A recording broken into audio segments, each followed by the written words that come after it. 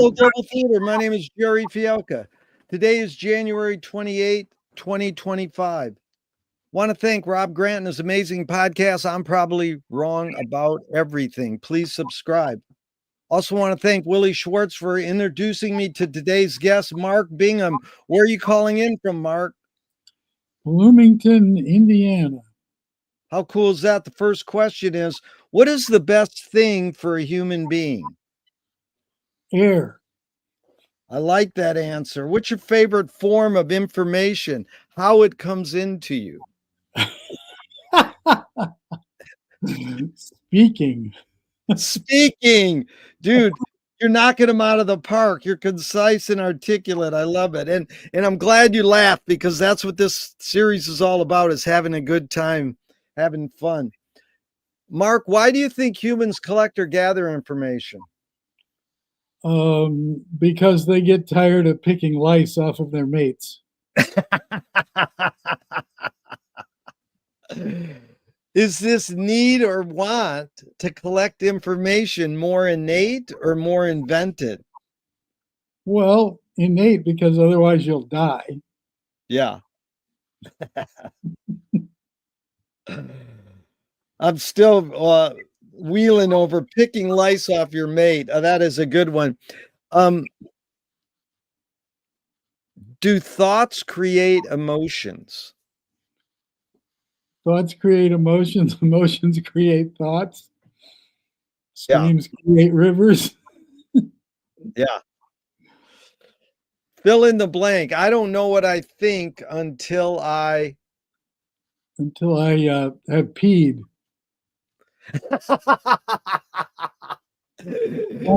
That's an old person joke answer, you know. Yeah, the guy goes to the doctor and he says, "Doctor, I'm having trouble peeing."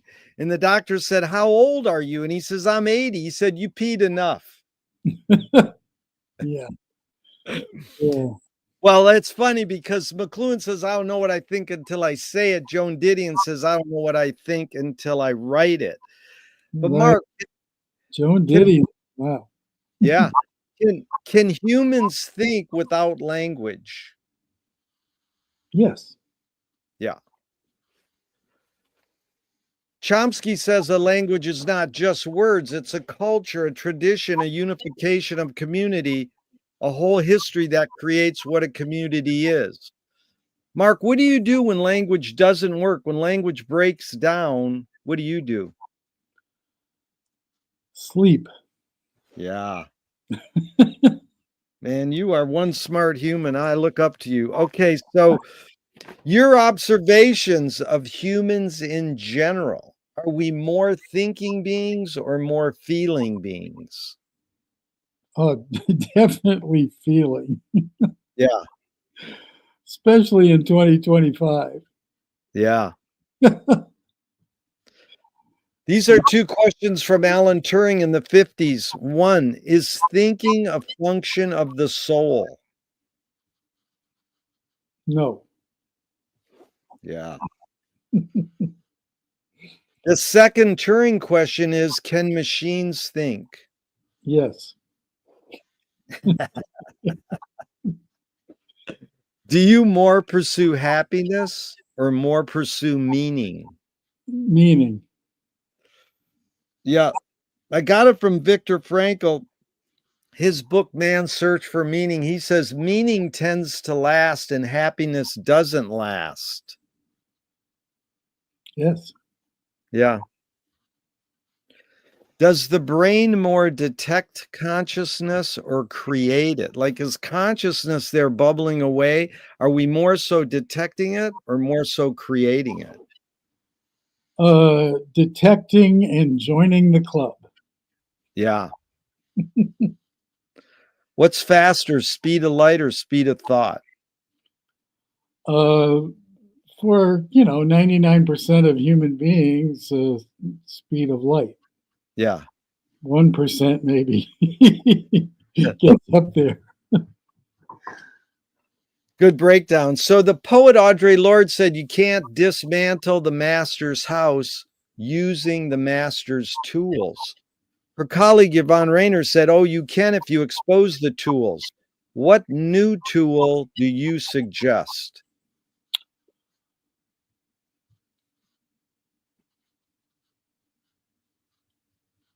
A plug-in. Wait, plug-in? Yeah. What does a plug-in mean? That's a music. That's a music joke, I think. But Oh, you mean you tape a track and then you plug in a then you put like some kind of effect on it, yeah. and that becomes the tool of the modern world, as those of us that started using tape recorders and then now are in an entirely digital world. Yeah. Yeah, that's really interesting, Mark, because we'll get into music after we do more of these philosophical, but I love to go on tangents, stories, and anecdotes. So I'll ask you a off the script question.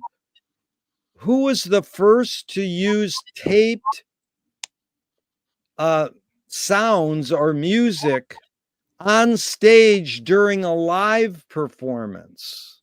Any guesses who first did that, enhanced the live musical experience with tape?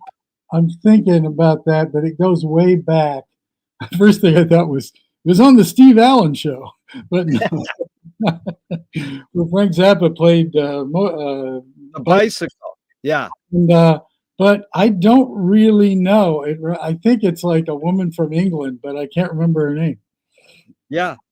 Well, my research used to say Stockhausen in 62. Oh, So before that. yeah, it's actually in the 20s in France. Oh, okay, France. Yeah. Okay.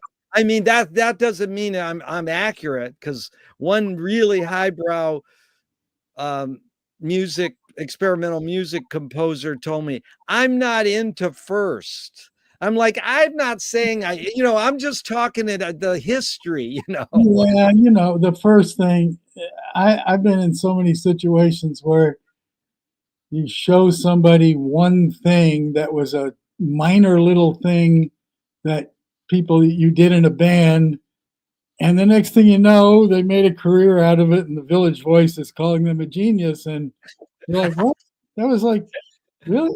Yeah, so all that kind of stuff you got to take with a grain. Yeah. But So it's fun to probe history. I love it, because one thing to react to that is Frank Zappa said, a genius is someone who steals and you can't tell who they stole it from. well, I can tell who he stole it from.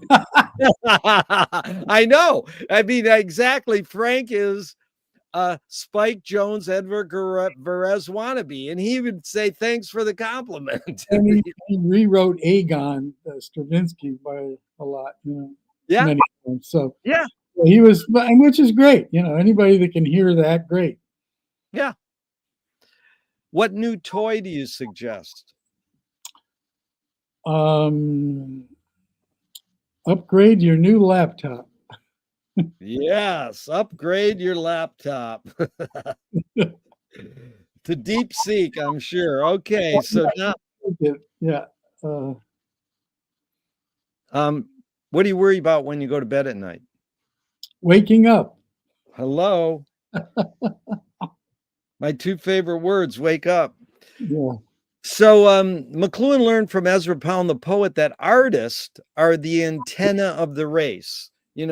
Even Dylan says, I'm an antenna, the radio, its stuff's coming through me. They're broadcasting the hidden psychic effects of our inventions, so we might learn how to cope with what we don't like about our inventions. So, Mark, I asked you the question Marshall probed his whole career. Why do we ignore the hidden psychic effects of our inventions, even though the artists are broadcasting them to us? Well, most people don't get them. Yeah. So we're dealing with the art as Marshall McLuhan. You get into this kind of world, and yeah, there's an educated group out there that gets on it, but if I walked, I'm on a campus. If I walked the campus and with a sign saying "I am Derrida," help you. No one, there'd be 10 people out of 30,000 students that knew who that guy was.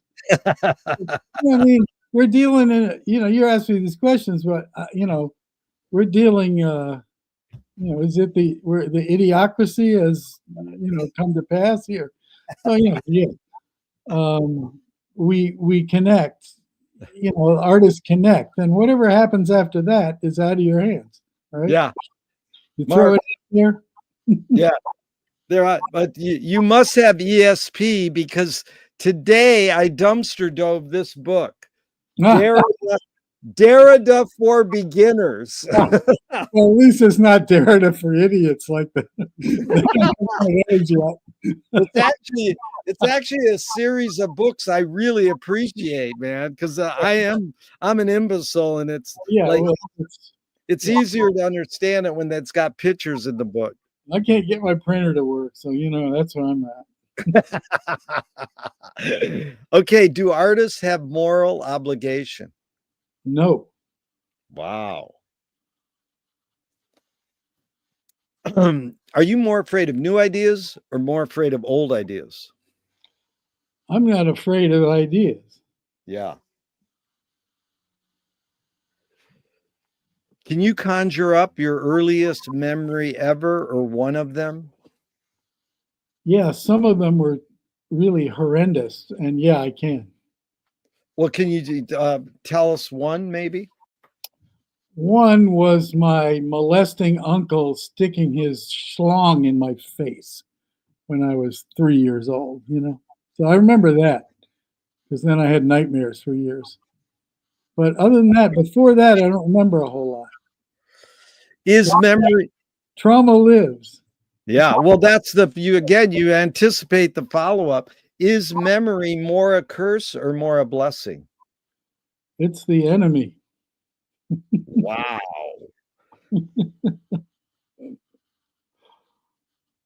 Is that term, memory is the enemy, your own original line, or did you learn that from someone else? No, I wrote a song that said that about 40 years ago. So. And but I think also Andrei Codrescu wrote a poem that says memory is your enemy. Because when I worked with him, I looked at and I was like, oh, look, everyone thinks the same. Wow. That's pretty heavy. So tell me someone within your immediate family, please, who had an impact on you, and what specifically was that impact? Well, my father had a great impact on me. He was very messed up. He'd been a prisoner of war. So I think the level to go through with a parent who's really having a difficult time, it goes with the thought that you don't need to learn to meditate. All you need to go is walk around Walmart.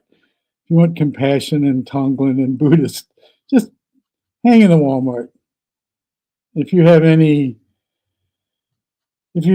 feeling for connecting with other human beings, that'll get you just as good as sitting on a mat trying to keep your back from hurting. It's pretty heavy. My friend learned from Pascal that all the problems of the world would be solved if humans could just sit in a room quietly. This is true. Yeah. Where's a quiet room? They don't have. I mean, it used to be you could go to Moab and go to the arches and sit out there. Even out there, you didn't hear air conditioners or cars. Yeah. You heard birds screaming, and you heard, so it's funny. India is the noisiest place in the world, and that's sit there, yeah, right. Where? Yeah. It's a really good point. I go to a library every day, and I do find it to be quite a quiet place. Well, I know what you're saying. Yeah, there is sounds, but there's another joke for you, Mark.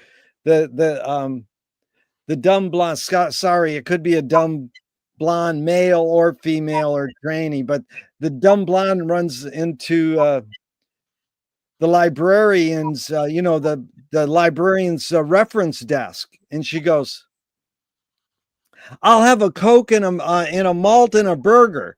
And the librarian says, "This is the library." She goes, "I'll have a Coke." So she whispered. Yeah, there you go. I like those private rooms in libraries. They're not so they Yeah. often let you go sit in there. I like those. Not in the library. The library here is the refuge for all the homeless people in the winter, so they all, they're hanging in there. Yeah. And that becomes a real interesting circumstance. So. Well, thank God we provide something for them, like Yeah. toilets. It's pretty nice of us. Okay. So now the same question, Mark, outside your immediate family, someone who had an impact on you, and what was that impact? Dick Gregory had the most impact on me as a teenager. Because you encountered him direct, or seeing him on TV or vinyl, or hearing him on the radio? What was the Just hearing him as a comedian and then watching as he changed from a comedian into an activist. And his brother, Ron, was my track coach's college roommate.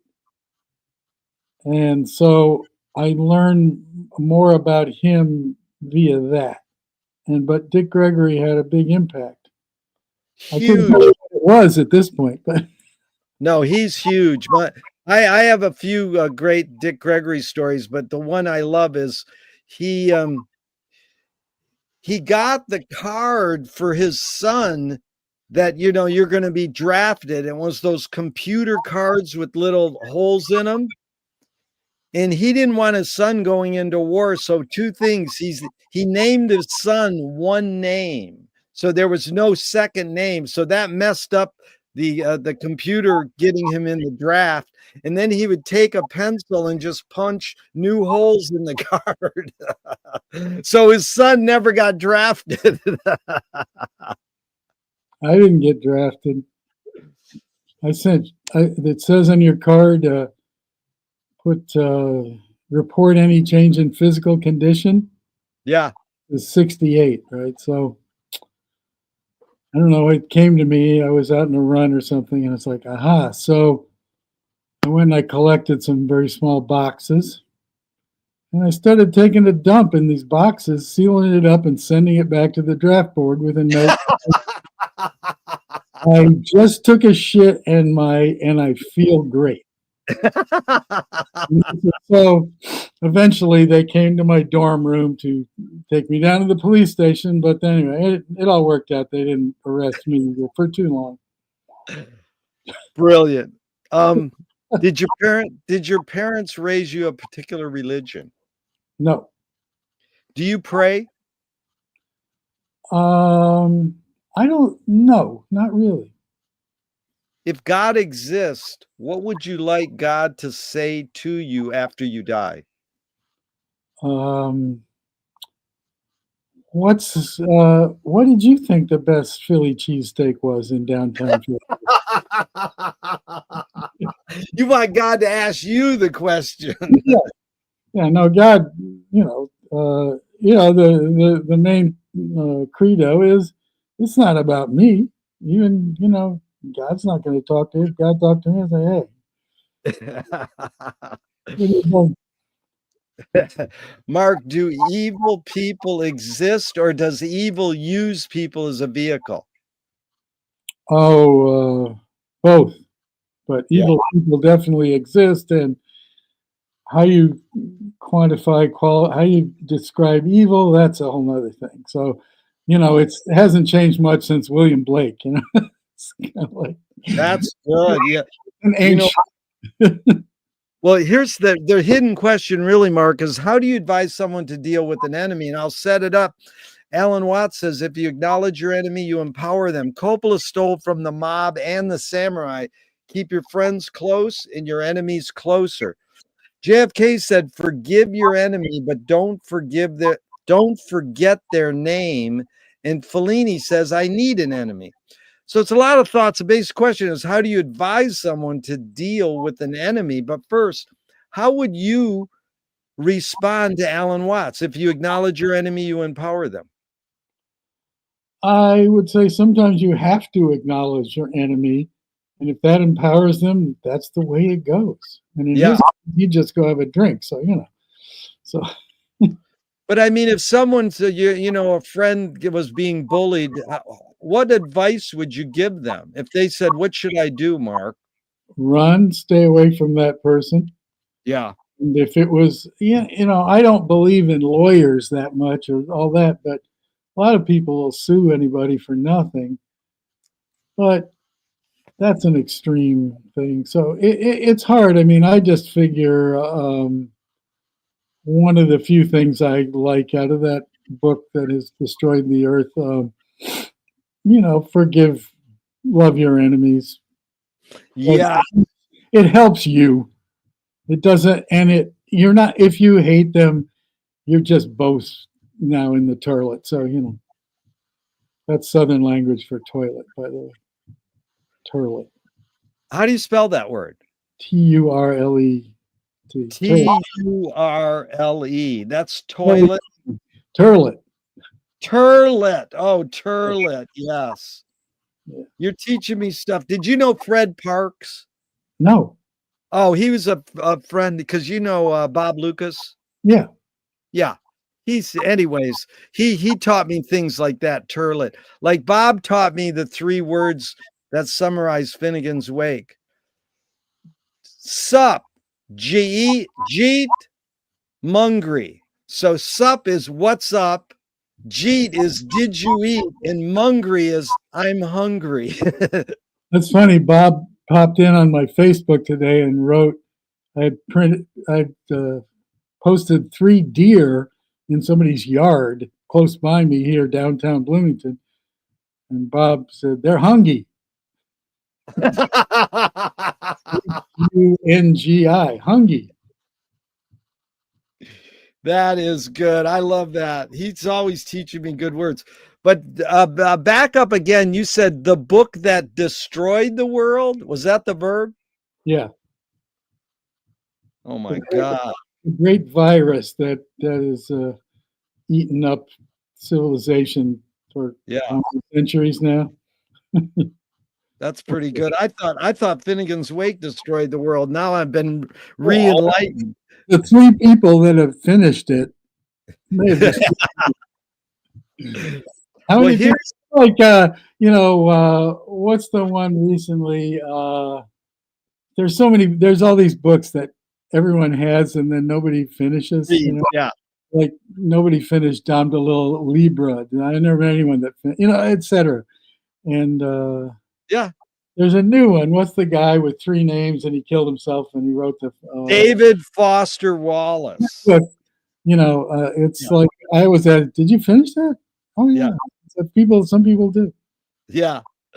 Well, here's the follow-up to the enemy question is basically, Nassim Taleb said, games were created to give non-heroes the illusion of winning. In real life, you don't know who wins or loses, but you can tell who a hero is and who is not. So I'm just curious your thoughts on that, because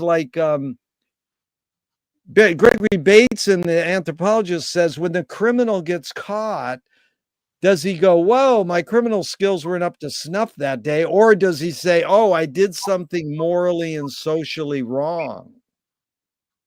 I think he just says, this is not how I wanted this, Yeah. But I think I think a criminal understands both ends of that.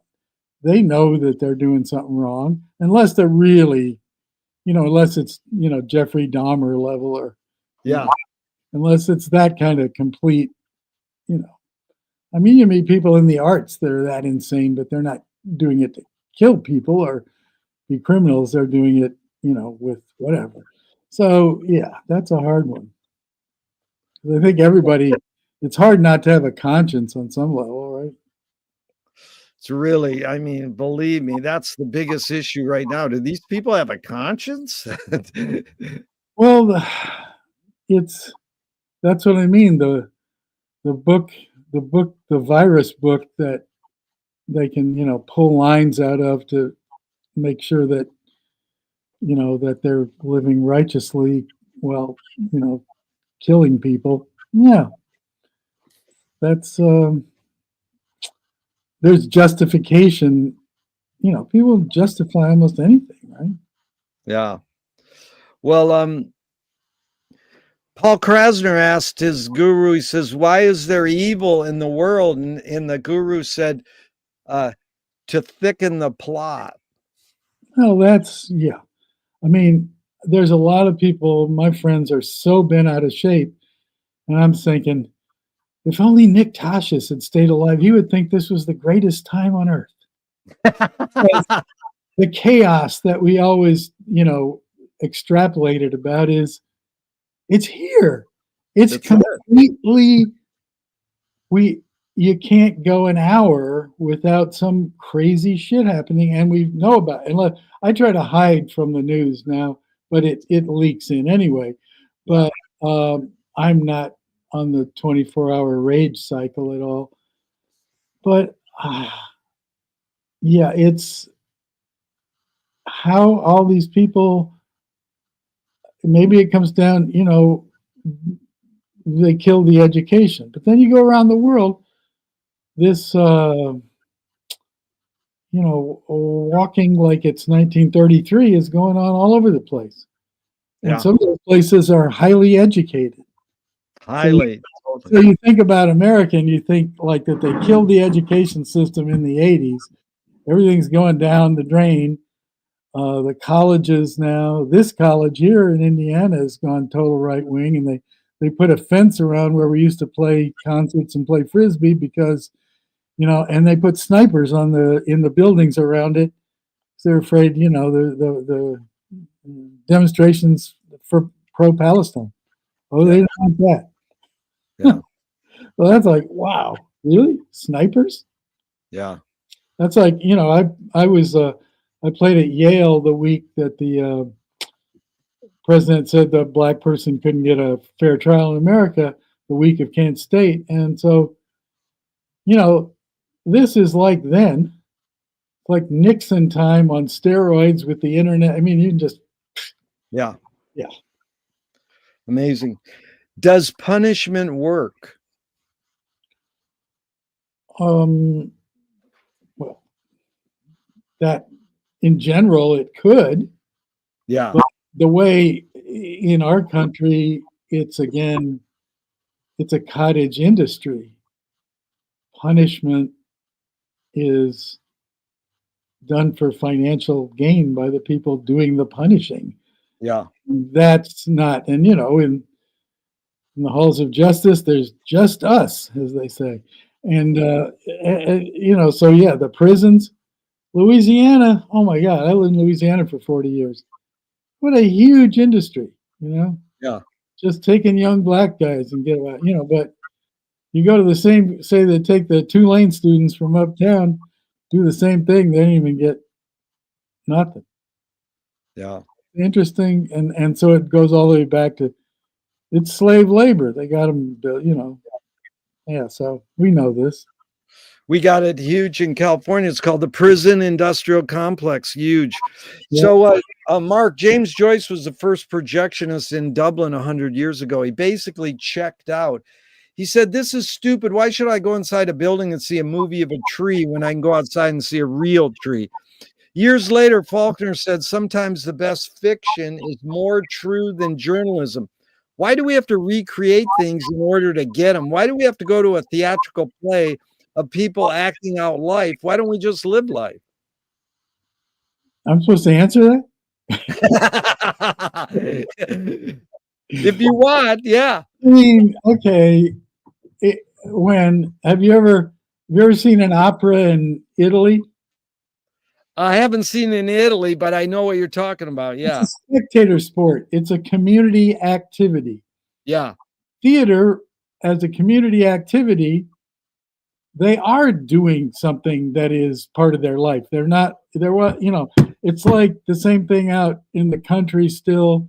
It's almost gone now, but in Louisiana, the Zydeco stuff that still has the African scraping instruments and all that, they don't clap after the song's over because the dancers and the band are the same. Yeah. And the people making the food. So there's no delineation between, there's no art pedestal. But if somebody wants to paint a picture and then we look at it and go, that's beautiful, it's a different thing than looking at a tree. I mean, Yeah.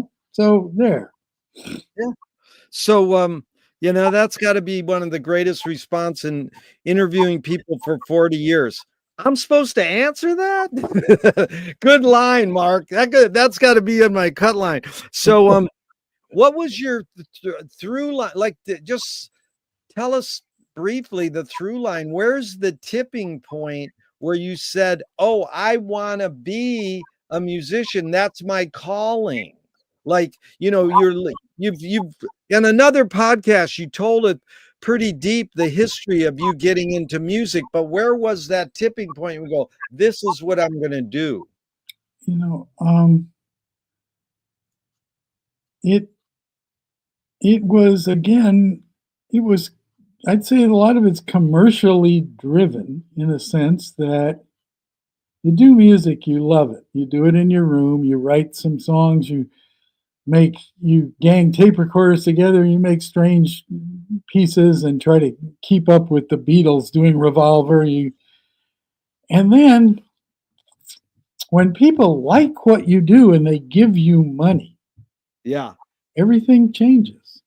Yeah. Because there's hundreds of thousands of people and that are not, nobody cares. Yeah. And so when you're 17 and people care and think what you did is something, you go, wow. And plus I love doing this. Yeah. What a great thing. I get to do this. I don't have to be a psychologist or something. Fuck it, Is that what you were going to pursue? No, my dad was a psychologist and I was, I didn't know what I was going to do really, but music just happened. But, everybody was playing guitars then, playing everything, it was like, and I don't know that I was even all that good at it, but I was writing and that worked. So. Yeah, but what a man for a guy your dad's age to turn you on to Thelonious Monk, man. All praise. That's amazing because Yeah. you're my favorite line of your podcast performance anxiety. It says, "I wanted to be like Archie Shepp." This is true. That is a great line. I mean, I resonate with that completely. It's like, so now when you're writing, this is a screenwriting teacher told me great art or great music is when you can clearly see the intention of the maker. Kubrick says the opposite. Great art is when you can clearly not see the intention of the maker. What role does intention play in your creative process when you're writing a Mark song? Not some commission or hired to produce someone, but when you're writing a song for you only, what role does intention play?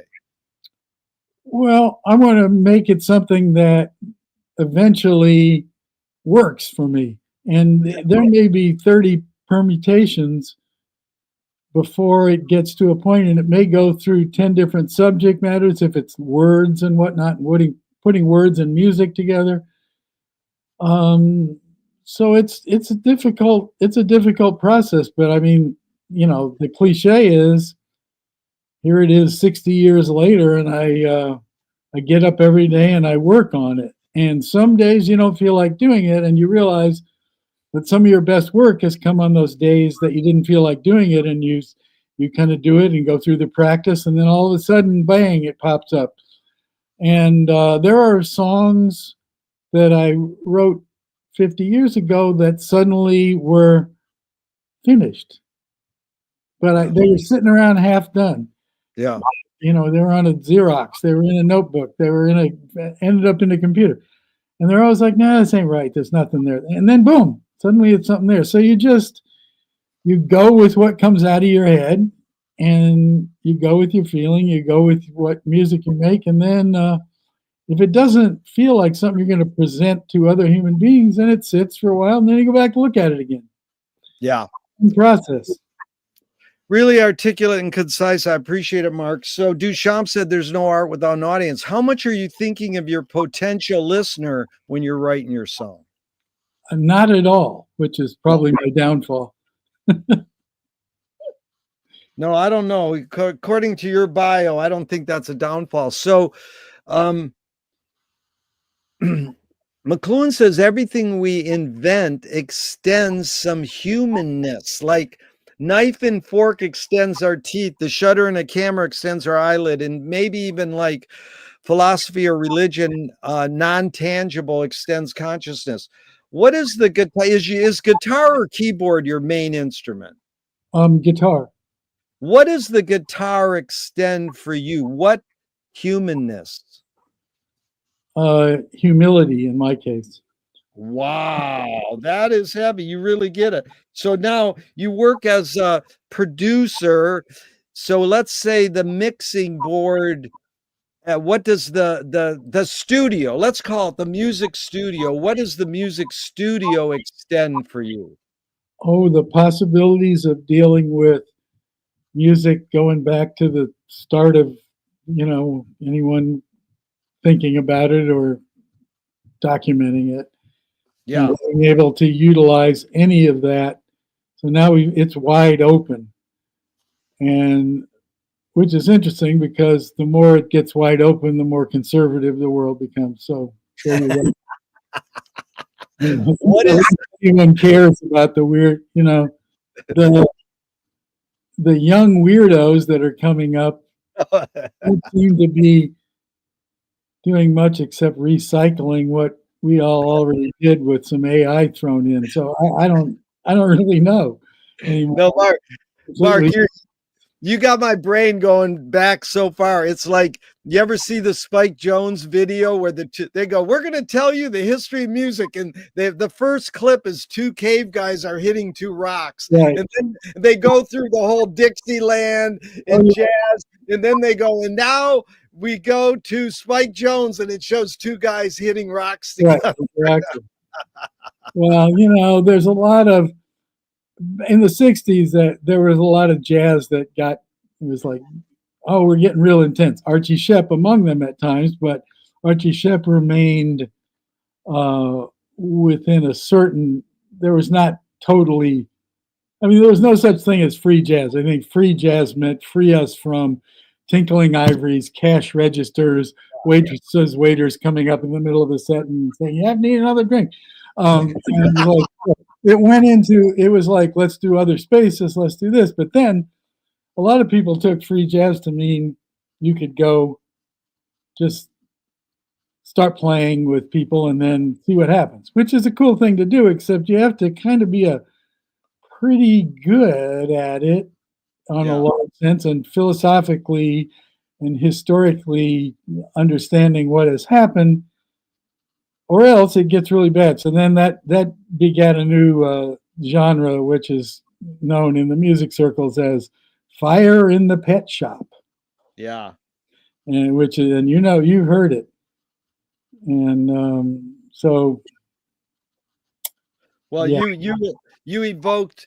I went and saw Pharoah Sanders in Detroit at Baker's Keyboard Lounge, which is one of the oldest jazz venues in the world, and we're there like smoking opium in a fucking legitimate jazz club, and it's transcendental. And then the owner of the club is mixing a drink, and he turns the blender on. It's like. Exactly. Well, you're lucky you got to hear that. I was lucky, and because I heard that, and I heard Monk sitting, 5 feet from him. I heard like Chick Corea. I heard so much great stuff as a kid, and I liked when it was avant or new. I liked Fire in the Pet Shop. Yeah. Like bluegrass, might as well, let's say it's so codified, it might as well be, Yeah. Well, Zappa brought Archie Shepp onto the stage and had him as a guest soloist in one of his songs in the 80s. Oh, And, yeah. and you know, these run young rock kids, they don't know real, you know, some of them would know, but he'd go, this is Archie Shepp. He's from jazz, the music of the unemployed. Yeah. which Oh, is there you which go. is a great irony, because I'm sure Archie can get gigs in Europe, but how did he make his living? Probably for 40 years was teaching. Teaching, but he's lived in France for a long time now. Yeah. And he has a French band, and it's a really good band of young people. And he's still, I mean, I can't believe he's still doing it, but he is. Yeah. No, he's one of my heroes when you said that. So what's the function of music? Oh, like anything, to give you something to do. Yeah. Copeland says the four elements or ingredients are melody, harmony, rhythm, and tone color. In non-academic terms, how would you explain to the normal person what is tone color? Well, it's like you say the difference between Garth Brooks and Aretha Franklin. That is The good. tone color has nothing to do with the skin, but the tone color of the voice, one note out of Aretha Franklin has the entire universe. Yeah. And one note out of Garth Brooks has the entire universe compacted into a piece of garbage the size of a dice. Yeah. Anyway. Pretty amazing. Yeah, I know these interviews work when one of us tear up, and that really made me tear up because my friend is working with Spooner Oldham right now. And if you ever see that clip of him in the room with that Muscle Shoals, when Aretha comes in and the nothing's clicking, she's with like 5 white hillbillies, and Spooner just starts going, bum, ba-dum, and it's like it creates her first big hit. Right. I mean, come on, that's something magical. So then those four elements, Mark, how do you integrate or focus, or any thoughts on melody, harmony, rhythm, and tone color? Any process you go through in integrating them, or Anything to keep from sounding like Aaron Copland.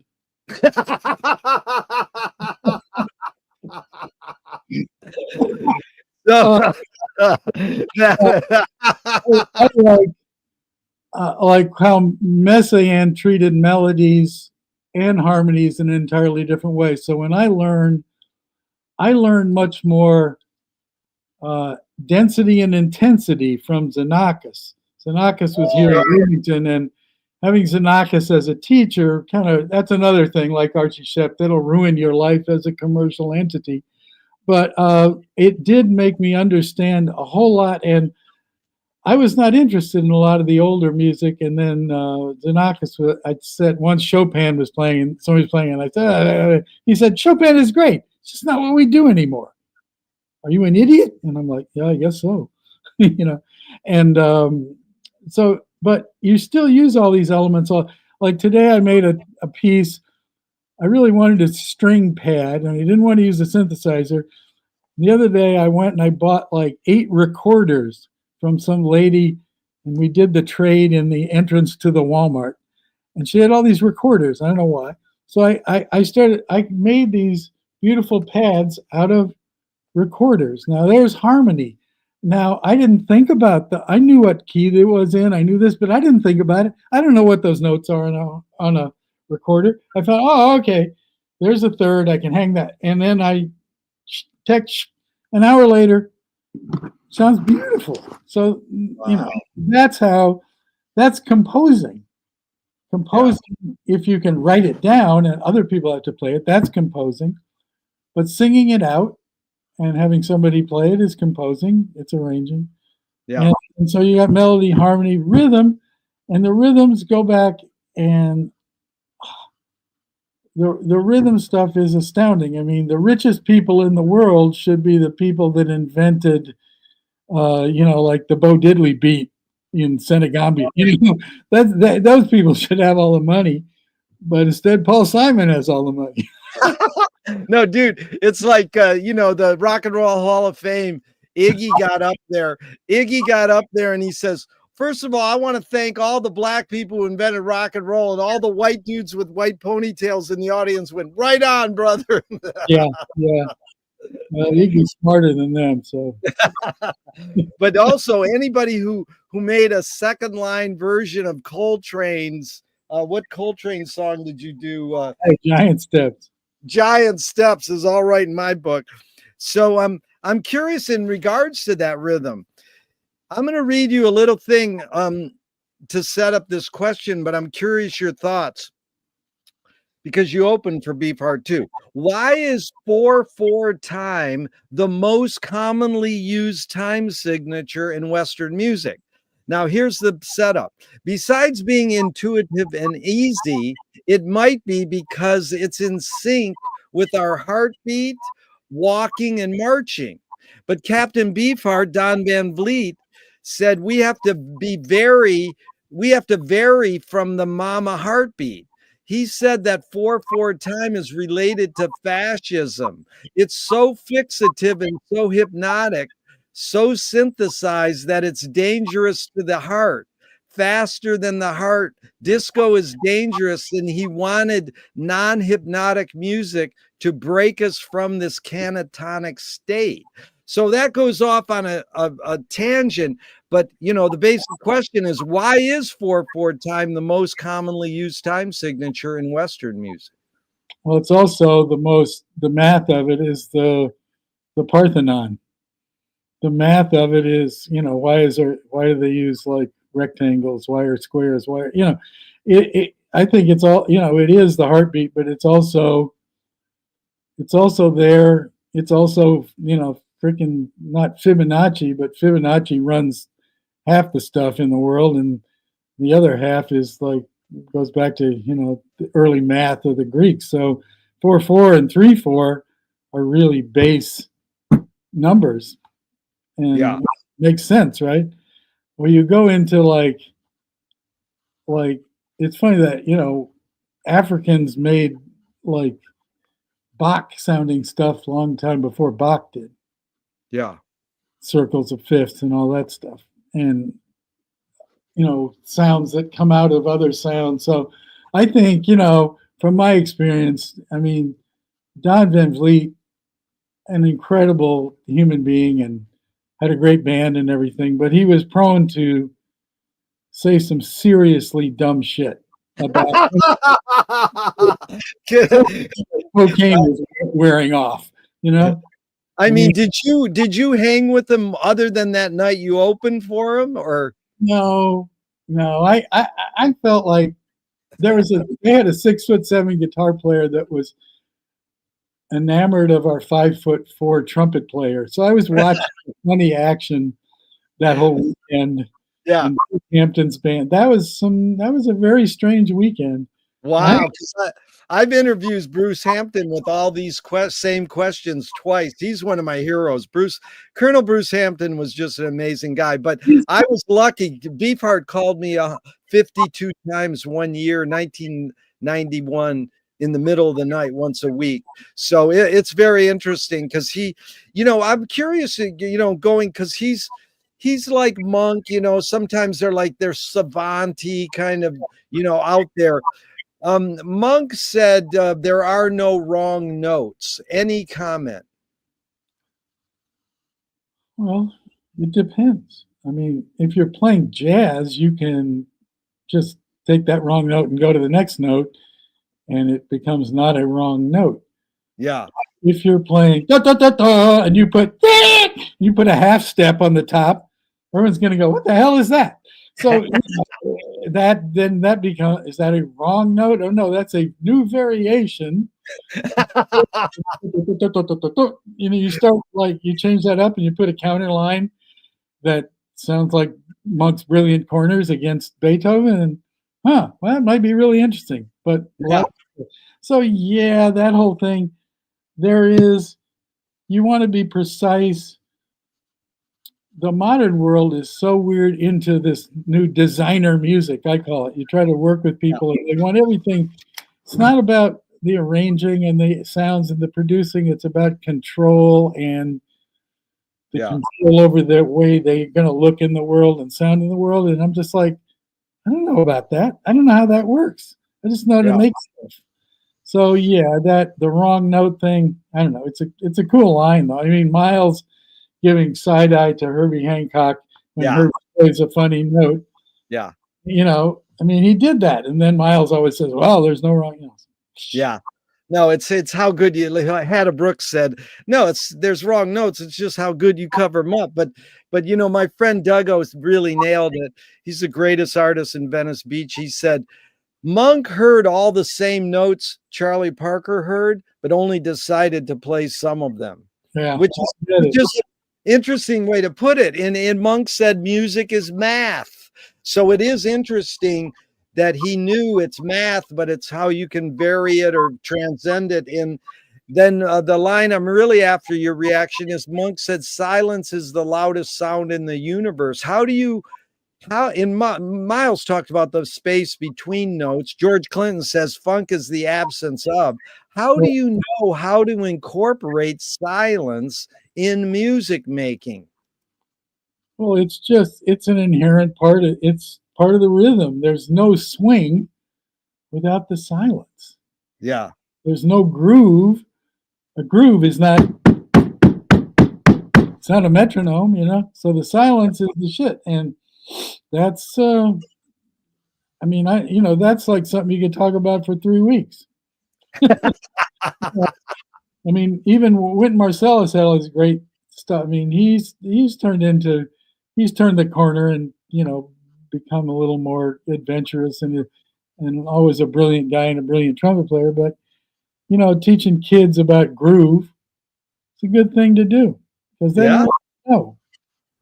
And yeah, but I got drummers playing silence. Oh yeah, it's yeah. but disco when Don talking about disco, that was in his era, and I can understand he'd be horrible. The thump, thump, thump, thump. That was like a bit much. I get, and maybe that was fascist German. But I've had people when Glenn Branca's band played at New Music America, and John Cage was there and had his hands over his ears the whole time, and then later said they were fascists. And I've had my God. called the Screaming Gypsy Bandits totalitarian because you were so intense I couldn't have any thoughts. Cage said that. Cage said that about your band. That's a compliment. You should put that on the side of the packaging. Yeah, old hippies would always be mad at us. You're too much. You're too much. You guys are. It's like, what? I don't know. You're just trying to do stuff, or you're doing. You don't even trying. You're in the middle of stuff, and it goes where it goes. So I don't. Now, Mark, this is. I learned from studying art and music for the last 70 years, my life is that great art fucks your shit up and makes you go, I can do that. So you go, I went and saw Derek Bailey. And then I came home and I said, I can do that. And it didn't sound that good, but I asked George Clinton about this too. I asked him all these questions. And I says, what kind of music do you like? He says, I like the kind of music that I don't like, that upsets me, so I can figure out why I don't like it. He doesn't mean he doesn't like the music that he likes. He likes that challenges you sometimes. So it's both ends of the spectrum, Yeah, I mean, I like Anne Murray. Who knows? I don't know why I like Anne Murray, but she sings and I go, wow, I like that. Yeah. We're Canadian, it's like that's the beauty. That's the beauty of music. That's why Stravinsky gave lectures. Music means nothing. You can't put into words either. Actually, Walter Pater nailed it. He says, all art aspires to the condition of music. Painting, sculpture, poetry, all wishes that could be as cool as music. Well, music, yeah. But how do you develop this? My friend says the 3 T's of music: technique, theory, and taste. Technique, you've learned how to play it. Theory, you know the structure. How does one acquire taste? I think most of the people I know were like, you'd say born with it, or they had an influence early on, or uh, or to have taste, you have to remain outside of the commercial aspects of what you're doing. Yeah. Because if you try to, the minute you try to steer the stuff, you know, you you turn into like you're like David Foster, who's a brilliant musician who could do 10 times more shit than I could ever do. But his whole thing was, well, why do it unless we're going to Yeah. make it hit? You know, Yeah. Herb Alpert's almost like that too. And you know, you're like, oh yeah. And so I know a lot. New Orleans is a professional music town, and here I was being like art damaged, like, oh, I'll do whatever, I don't care, let's do it. But everyone was like, oh, we got a gig. It's a gig. You show up, you play, they count it in, you play the song, you get paid, you go home. Yeah. End of story. So New Orleans was like being a plumber, Yeah. just a plumber with a clarinet. Yeah, that's Schrader. Paul Schrader said the role of the artist is to attempt to sell out but fail. Now, most people laugh and they go, ha ha ha. And I Yeah, goes, that's yeah, yeah. bullshit. That's like these people who think their art is so pure that they tried to sell out and they failed. It's like, give me a fucking break, you know. But It's it like, does sound, it sounds romantic. how do we don't control anything. I never, who knows what's going to happen? Right. Never know. How do you end up working with me? I don't know. I ended up with Wilner working with 3 porn stars one night. You know, him singing. I was like, what are we, Willie Schwartz was on that gig. We were like, what the hell is this? You never know. And Well, there, you answered the taste question brilliantly, Mark, because most people go by experience and exposure. And you said born or influence or being able to take yourself out of the commercial realm. But here's a line that McLuhan said about music in the word taste, and I'm curious your reaction. He said, song is slowed down speech. The reason cultures have different musical taste is ultimately connected to language difference.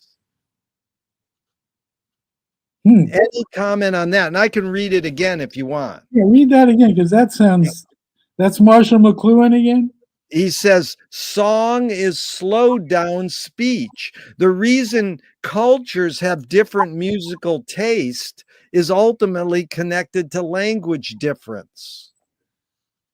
Yeah, well, I mean, there's a great difference between, like, let's take poetry as speech, right? Yeah. So you try to put poetry and music together.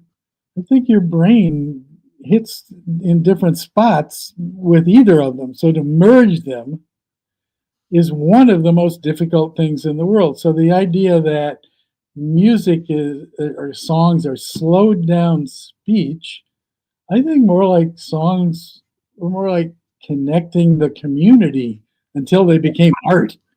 Yeah. And then when it became art, I mean, it was one thing, you had troubadours or the wandering sadhus in India that they do great music, feed them, put them up, and then they're going to go on to the next place. Well, there's the history of this kind of thing all over the earth. But as far as slowed down speech, I don't know. I got it also Marshall McLuhan, so I don't. No, the second part, it's like two parts. The second part is more like he would say the guy at the gas station, the way he talks can almost be musical. So the people, how they talk, how the Eskimos talk reflects how they play their music. Like when bossa nova hit America, we didn't have to know the translation of the words. It sounded romantic. And then the tuba throat singers took over because Feynman brought him to Pasadena and put him on Johnny Carson in the Rose Bowl parade. And I mean, I love the tuba throat singers, but then when I found out they sing about 3 things: their boots, their horses, and snow. Right. Well, I mean, yeah, language, the cadences of things. Yeah, cadence. Interesting experience with It was a 12-year-old came out to visit, and I was at the piano and I was listening to Mandarin. And whoop, you just, oh no, you're still, I was Yeah. listening to Mandarin and I was going, ding da, ding da. I was trying to, like, Right. transcribe the things. And the 12-year-old said, you stop making fun of them. And got all shitty with me, like I was doing, Yeah. making fun of. I was like, no, no, I'm into that. I want to know how this is. Yeah. And they were just like, Mom, I never want to come near this man again. And I was like, Jesus Christ, No, that's what Marshall was talking about. It Yeah, was the cadence. yeah. So what's more fundamental, Mark, music or language? Mm, that's one of those questions that doesn't have an answer. It depends on Yeah. what situation you're in, because they're both instantly fundamental to everyone, but music has gotten further and further away from the average human across the earth in most cultures. Um, and I don't know. I wasn't around 2,000 years ago, so I don't know what it was like then. But they're both fundamental. Yeah. More, you know, No, name an instrumental that makes you laugh. makes me laugh. Oh, "Stranger on the Shore" by Acker Bilk. Oh my God. Right? This is LA Free Press in 1969 talking to Frank Zappa about Pauline Oliveros. Her work with sound was above and below the audible, creating a mass. And Frank said, not that it created a mass, it created something audible. It produced a some indifference tone, which happened to be located within the audible frequency range. By combining something so high you couldn't hear it and something so low you couldn't hear it, it yields something in the middle that you could hear. Whether you like what you heard in the middle is another question. The concept is brilliant. Can you discuss that at all? That some indifference tone in the Oh, audible frequency range? totally. And it has to do with the geometry of the space that you're in, and it Yeah, has to do with volume. The whole Glenn Branca shtick was based upon, if you were playing in a small club, like at the Mud Club with 10 guitar players, yeah, and the guitar is tuned to one string, one note, one string, and the overtones that were coming out of that, yeah, and they were so loud, and the subtones, so there was no bass, but you'd feel this roaring bass, and yeah, then you'd feel stuff that was way up there, and then you had all the stuff in the middle. The combined of those things added to what was already in the middle, which were the actual guitar sounds. So yeah, you're in the middle of that, and you go, okay, yeah. It's yeah. like you were there at the creation of the earth. That's why Pauline had that great thing called deep listening. Oh But yeah, this is cool, Mark, because you've worked in the studio. I mean, Fred Frith knew that Frank used the studio as an instrument. Frank was one of those guys. He knew, but he was also using real instruments. yeah. And you've played in front of audiences your life, for your life, and are a performer. And here's what Ruth Draper said about performing. The key is to bring the audience up onto the stage and into the scene with you. It is they who must give you even more than you give them in the way of imagination and creative power. That sounds good, but how do you do that? I don't know. There's a lot of music when it's like people are playing for themselves and they're not really going out with it, and we say the music didn't get off the stage. Yeah, And so the point is, yeah, actually to connect. Now, in this day and age, it's hard because sometimes I've watched people pay $500 a ticket and then talk through the whole show except for when it was yeah, the hit that they knew. yeah, So the traditional thing of connecting with the audience, to me, the connection with an audience happens even on recorded music. If you've got stuff that millions and billions of people are listening to, whoo, feel it. You're like, oh my God. And then you understand why people get addicted to fame. just Yeah. from that, having some records that went out to millions. Yeah. And connecting, I don't know, I like to play and connect and talk to people and play. And I love it when it's a good interaction, it's the greatest thing in the world. Yeah. It's really good, Mark. And I forgot when you brought up poetry and music, I want to interject this line that I repeat often. They asked Bob Dylan, "Are you a poet?" He says, "No, I'm a trapeze artist." Right. Yeah, well, I understand that. And this the new movie is all about how fame fucks you up. But this is Leonard Cohen. The only way you can sell a concert is if you put yourself at risk, and if you don't do that, people know. What role does risk play in your creative process? Oh, everything, because everything is a risk, because everything that you do, you're risking rejection. Yeah. And rejection is hard, and so you learn the longevity as an artist is based on the ability to accept and not be altered by the constant rejection.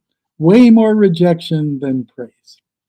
So that whole thing. So that's there on the side all the time, and the risk of and if you're working in commercial realms, the risk is that Joe Blow at Warner Brothers is going to hate what you did and never hire you again, Yeah. and not that kind of risk. So it's always, nothing is ever known.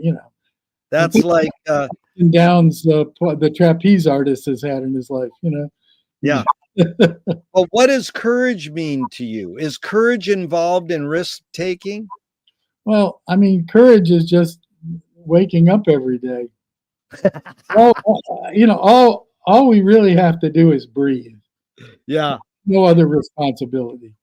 But so courage to make work, courage to be nice, courage to be a kind person, courage to help other people, courage to be in a community, courage to travel to courage to do new things. Oh yeah, everything is like it's all courage. Otherwise, you can be a stockbroker or an inside trader. Mark, did you learn that from the way your parents raised you or more on your own? No, my parents didn't teach me anything. Wow. So Viola Spolin, she invented comedy improv right there in Chicago near you. She says if the audience cannot see your struggle to achieve something, they cannot root for you to achieve it. What role does struggle play in your creative process? Well, it's a struggle for me always to perform. Yeah. It makes me very anxious, but I'm getting better at it. When I was young, it didn't matter, and then somewhere along the line, it started bugging me. So and it's a struggle to start working. As much as I love it, once I get into it, I mean, now it's a really struggle because you get addicted to the idiot phone, and you start, because you can sit there and watch TikToks, and it's astounding. So now you think all this art is in 5 second and 10-second chunks, and all these people are doing this incredible, and you feel like so out of it. So you have to struggle to get back and do what you do, because Yeah. that's just, this is not for 76-year-olds. Yeah, hello, man. When YouTube was invented 15 or 20 years ago, it was on the front page of New York Times that says Parliament Funkadelic film on the computer. And I'm like, holy shit. And I told all my friends, but I didn't start watching. And I made a YouTube when it first came out, but I wouldn't start watching it till 10 or 15 years later. I says, don't get me near there. And now it's like horrible. It's like not a good thing, but it has its services. Here's Mark, here's Ben Ratliff. He's a music writer. I mean sound as it has long functioned among jazz players as a mystical term of art, as in every musician finally needs a sound, a full and sensible embodiment of their artistic personality, such that it can be heard at best as a single note. So like me and you could hear Miles and we'd go, oh, that's Miles. And then Ben says, like, in 2 words describing Miles: fragile and pointed. Coltrane, slightly undercooked and urgent. If a music writer was going to describe Mark's sound in a couple words, what two would you like them and say, you go, oh, they got my sound. They got the Mark sound in a couple words. There's no one that could do that. Okay. That's a couple words. No one could do that. Okay. What's more important, conviction or compromise? Well, the conviction, unless you're a priest, you know. You've accomplished a lot, Mark. In your accomplishments, how do you rate these three elements, luck, skill, and ambition? What played the biggest role, second and third? Yeah, in that order, luck, skill, and ambition being the least of it. Yeah. T.S. Eliot said, poetry's outing your inner dialogue. What language is your inner dialogue in? Not Swahili. My inner dialogue is in some kind of incomprehensible dream language that scoots in and out of music and words and pastiche of everything I ever heard in my life. So yeah, it's yeah. Very poetic. Okay, so two of my film heroes say, ignore yourself. Jonas Mekas says, there is no self-expression. And Cecil Taylor says, I'm just a vehicle and this stuff comes through me. Is art making, music making more self-expression or more your vehicle for whatever technologies, cultures, and environments are dominant? Well, I mean, it's still just pulling. It's pulling from wherever, and all of the cultures and the circumstances can be dominant. But if you're pulling from, you know, the great sea of consciousness there, and it's not you, it's you're just like getting it, and then you shape it, and so then there's the the shaping part, and you know, so that's you know, it goes both ways. Shape. Yeah. You got to shape it, or else it isn't anything. But Mark, can art making be egoless? I think so. Yeah. Yeah.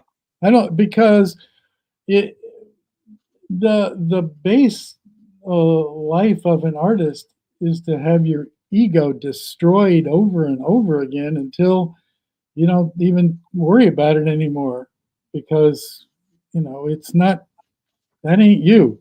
So yeah. Freud can stick it with that one. Dude, I you know, I'm always turning to the side because I'm trying to write down all these great lines, but you're like made the world's record. Like every other thing you say is like, man, I want to use that line because you know, this on my notes it says, after I ask that, sometimes I go, was Freud right? And you anticipate it. Freud can stick it. Oh, Lord. Okay, Mark, is perception reality? Perception? Yeah. Yes. Yeah. Lewis Carroll said, I believe as many as 6 impossible things before breakfast. Have you believed in any impossible things lately? Oh, yeah. Tell me one.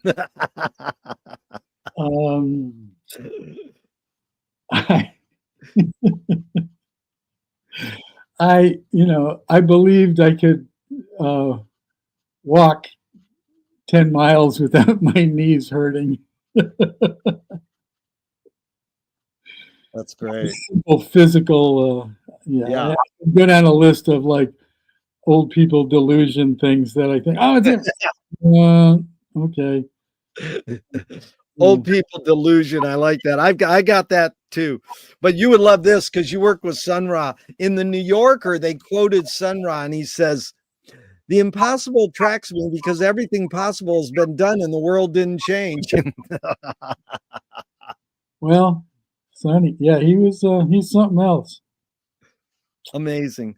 Okay, tell me one major element of your markness, your creative force in the decades you've been doing it, that's changed in one major element that stayed the same? What's changed is I've gotten to be a much better musician in the traditional sense. Yeah. And what stayed the same is it doesn't really matter. Yeah. You are my hero. Doesn't really matter. That's Don Van Vliet. The Yeah, stars, the yeah. stars are matter. We are matter, but it doesn't matter. No, it's to carry on in the face of being inconsequential. That's, another. Yeah.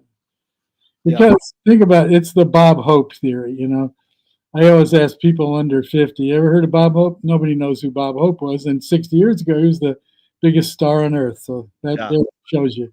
Yeah.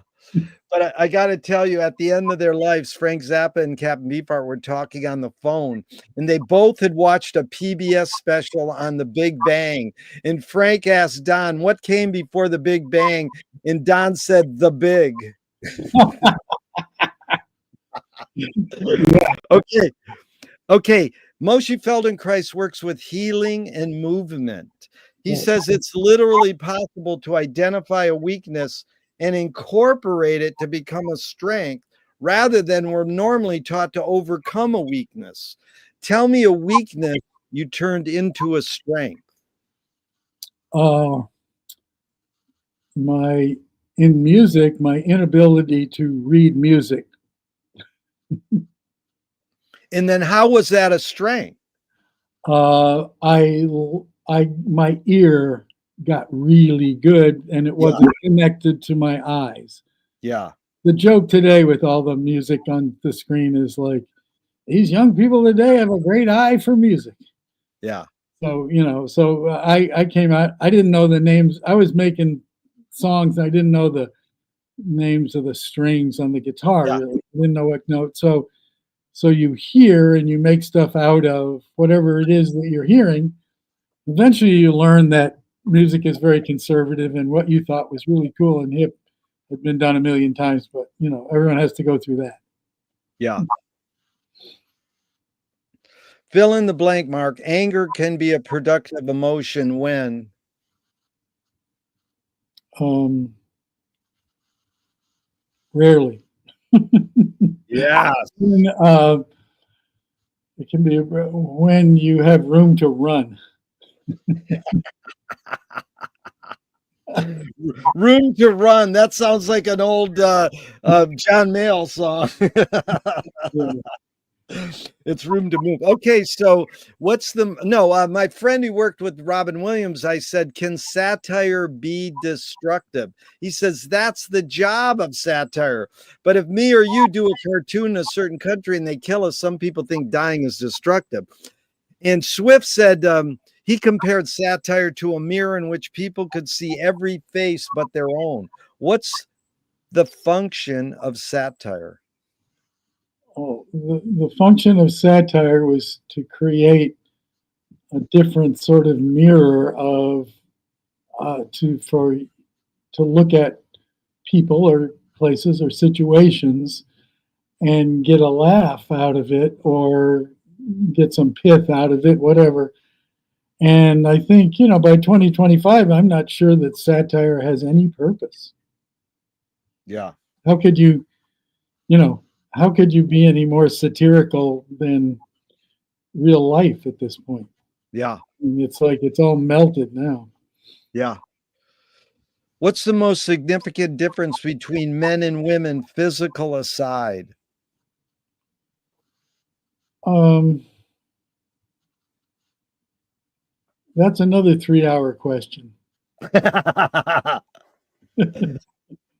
There's a line that goes, you create what you resist. Bob Goldthwait, the comedian, morphed it into you are what you hate. James Joyce said it's a curious thing how your brain is super saturated with the religion in which you say you disbelieve. And Louis Buñuel nailed it. He said, thank God I'm an atheist. So I'm just curious your reaction, Mark, to this line, you create what you resist. Not you, but like one creates what one resists. Any thoughts on that line? It's true. You create what you resist. You also create what you love.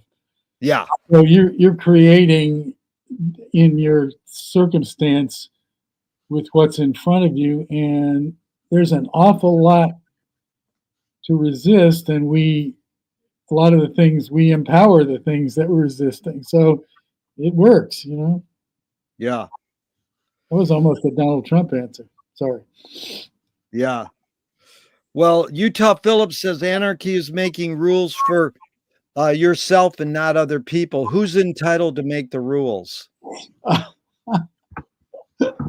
No one except Yes, no one. the, we know who does make the rules, but no one really should. Hey, that's a beautiful answer because that's the word freedom is etymologically broken down to the same thing, making one's own rules for one's own self. What does freedom mean to you now?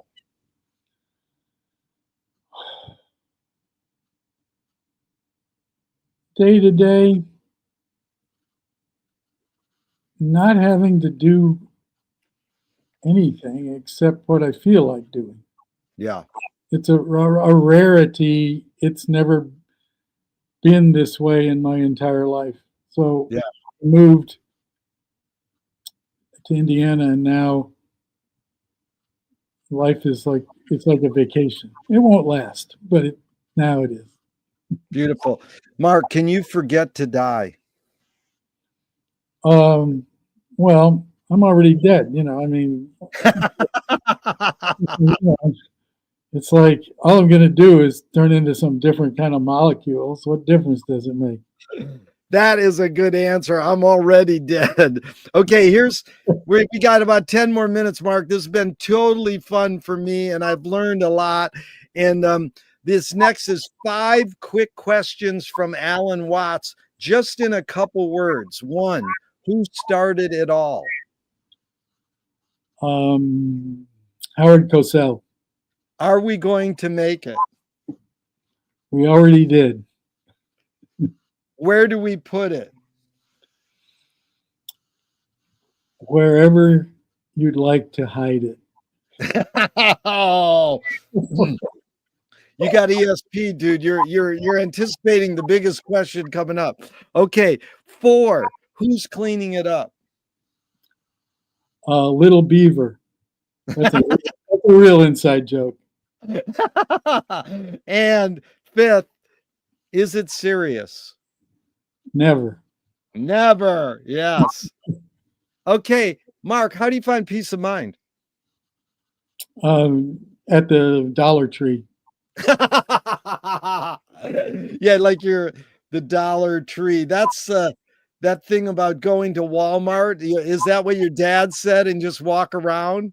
No, just that going to Walmart and walking around it's fine seeing when you get stuck in your own brain, you can't get out, and you go to these other circumstances and you see the people and you go, wow, okay, and then you have the Tongan, you feel the compassion for everyone else in the world suffering and your own, and then you can straighten your ass out with that.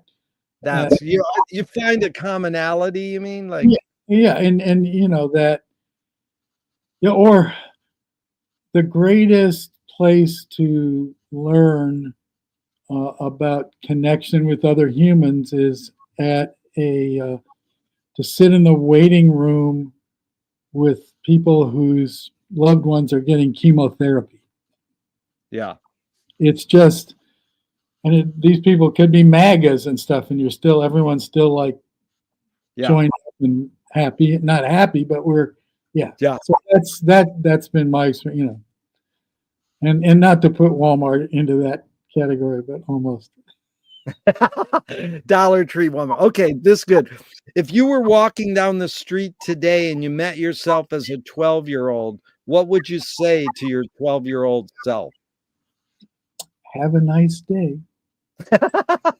Guess what, Mark? When I asked Dr. John all these questions, and when we got to that one, he said, "I won't go there." It was like a little too voodoo for him or something. Which way should toilet paper come off the roll, over or under? Under. If a publisher was to release your autobiography off the top of your head, what would the title be? It ain't my fault. They want to scent the glue in the binding of your autobiography. What smell? Pine, juniper. Oh, I like that. If a statue was built in your honor, where would you want it displayed and what would it be made of? It would be made of balsa wood. It would be in the Hoosier National Forest in the top of a tree, and it would blow away in about 3 weeks. Nice. You know Andy Mahler's Black Bear Farm? Yeah. Yeah, that's where I got married. He married us. All right. I saw him do a show about 3 weeks ago. He's one of my favorite people. I asked him all these questions too. Okay, tell me something good you never had and you never want.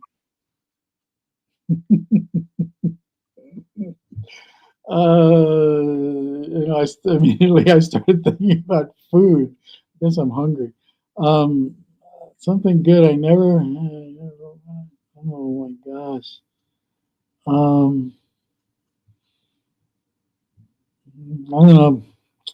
Carl Perkins autograph.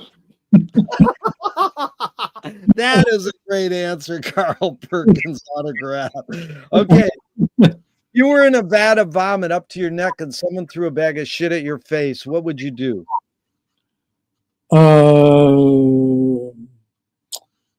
Cover it all with chocolate syrup and use my jet powers to zoom out of the pit. Mark, you are brilliant. Okay, what's the cultural shift you see developing today that inspires you?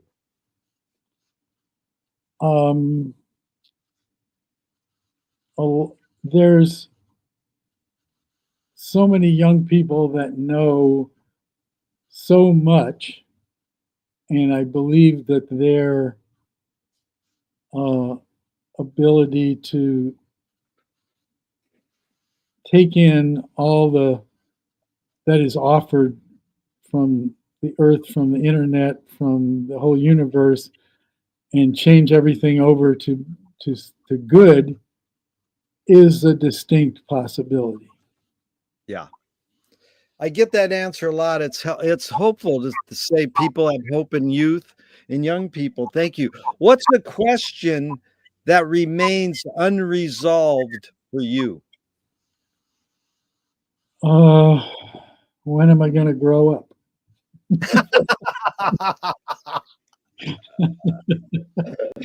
That is good. When am I gonna grow up? Man, Mark, you have some great liners here. Okay, so how has I have them right over here. I have them all right now. Dude, you're no, I can tell it. You know, I work for George Carlin. We got a flyer in the mail and it said, "I'm trying to get more control over my spontaneity." I find you to be a very humorous, witty, spontaneous dude. So I appreciate your time here. Just a couple more and we're out of here. Mark, how has playing music, writing it, being involved in music shaped your behavior? Oh, it shaped my behavior in the sense that I was around so many divas at a young age. I understood that to never behave that way as best I could. Now, anyone in a position that if you're working with some fancy band and you have your own cooler and they fill it full of everything you want every day and you can get full of yourself on any level. You can be an athlete, you can be the best, the head of the PTA and think you're hot shit. But just basically to see that the fact that you could do something really well didn't give you the keys to the highway when it came to dealing with other people. Yeah. Yeah, but again, do you think you learned that from the way your parents raised you or more on your own? Oh, on my own. I don't think I learned a whole lot from my parents. Were like they were too scattered and trying to deal with their own lives. And, I think I was an accoutrement rather than. Yeah. But you must have had something in your life to raise your awareness level so that you're more present to learn about human ability. Almost like your dad being a psychologist. It seems as though you know the psychology of humans. Just to answer that question that way, what raised your awareness level?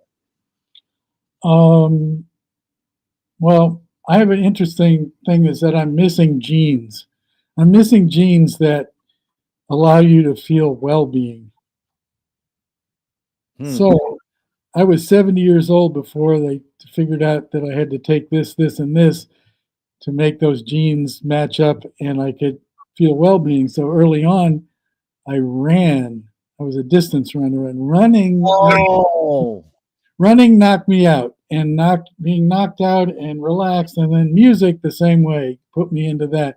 And then I think the ultimate thing was my first LSD experience was running a road race. It was like a 5-mile road race, and I was like, "Yeah, how come everyone's looking at me?"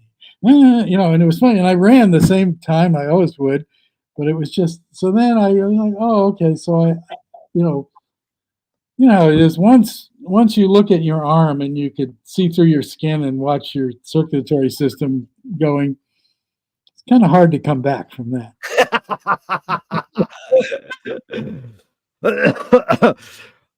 This is Thornton Wilder in 1928. Art is confession. Art is the secret told.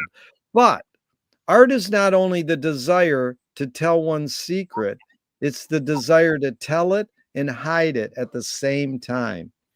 You've laid your cards on the table for 90 minutes. I'm not insinuating you haven't already answered this. Mark, what's it really all about for you?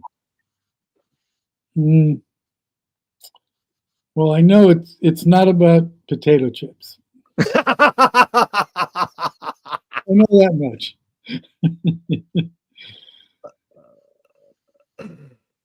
Yeah, what brand though, dude? Well, there's only one kind I like. What is it called? Kettle, and I eat one. I can eat only one. That's maybe what it's all about for me. I can eat only one. Um, what gives you the most optimism?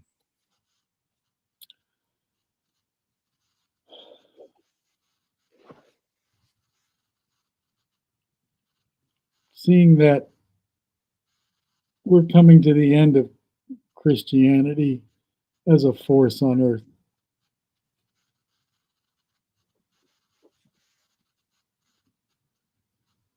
Hmm. Mark, it's sure been fun, man. You are a great guy. And, the first question I ask is, what's the best thing for a human being? And Wilhelm Reich said, the best thing for a human being is another human being. The last question I asked is, what gives you the most optimism? That's what they asked Groucho Marx at the end of his life. And he said, other people. Sure been fun.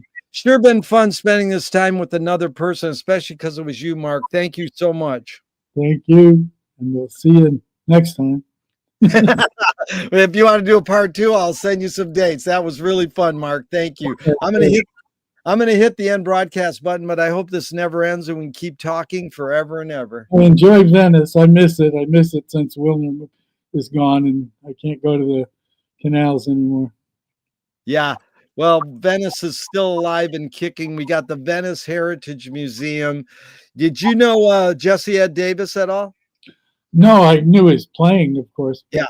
Yeah. Yeah, there's we explore all the street in a salon I'm doing at Venice Heritage Museum. We explore every musician who played on the boardwalk, and I recently found out because a guy wrote a book on Jesse Ed that Jesse Ed actually played on the boardwalk. So, it's been an amazing. I've been in Venice for 45 years, and it really is a a hub for, your kind of people, outsider music, jazz, poetry, theater, activism. Yeah. And hope we can meet in person someday. But thanks again, Mark. That was really fun. I appreciate your time and energy and all your music, man. Right. Thank you, Joe. Bye. Bye.